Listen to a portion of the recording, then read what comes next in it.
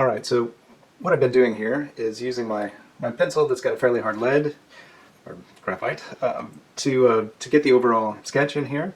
I've kind of told myself a few things about how straight a line should be, where some breaks in the line should be, just giving myself notes throughout. There's things that I noticed in the old barn that, like this top roof, you can see a lot more of the ridges in the steel material, whereas in this lower roof it's the same material but you just don't see as much. So I gave myself some guidelines of where I should see some seams and some breaks and that kind of stuff, but not necessarily as many ridges and other details as I do in the top roof.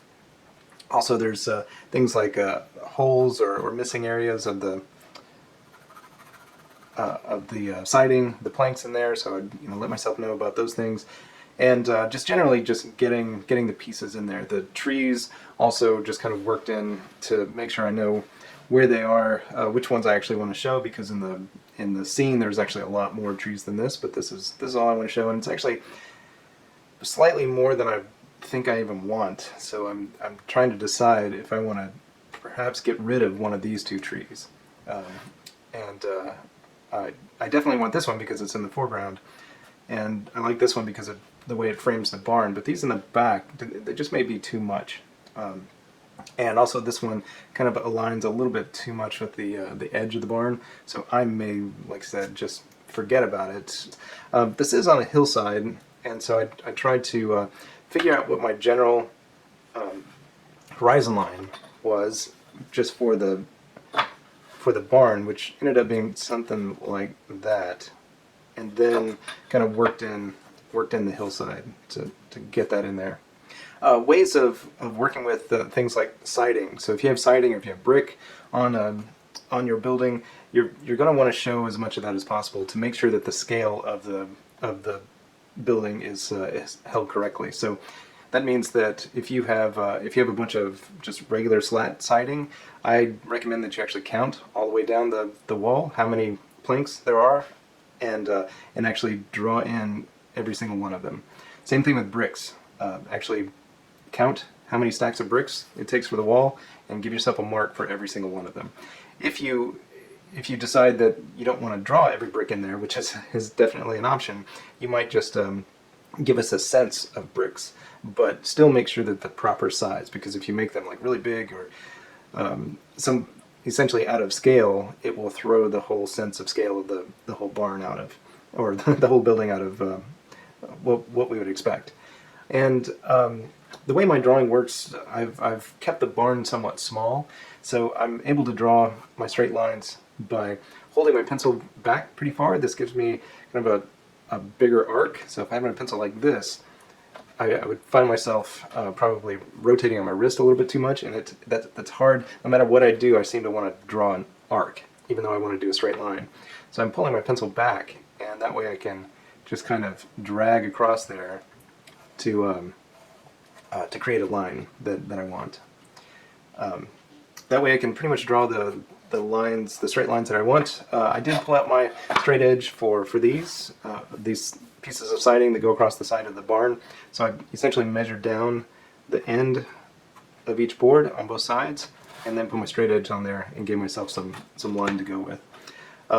Also, these vertical kind of supports, they're almost like studs. I'm gonna be fine with just drawing them as is, because it's a fairly small stroke, but this is another opportunity to bring in the straight edge to make sure that they're lining up the way I expect it to. The barn is fairly decrepit, and so I don't want a super straight edge actually in my drawing.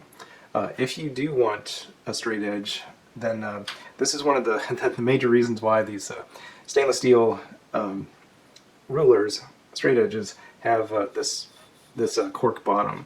Now they say non-skid, so that's another reason. It keeps it from just sliding around easily. But the other thing is it lifts the steel off of the page. So if you have your nib, or if you have a pen, you can lay it across there, actually draw your line the way you'd expect to. And by the way, I would use a light touch and kind of lift as you draw that line. But as you're doing it, by having the the edge off of the page, it keeps it from seeping or having this kind of capillary action that pulls the ink underneath the ruler.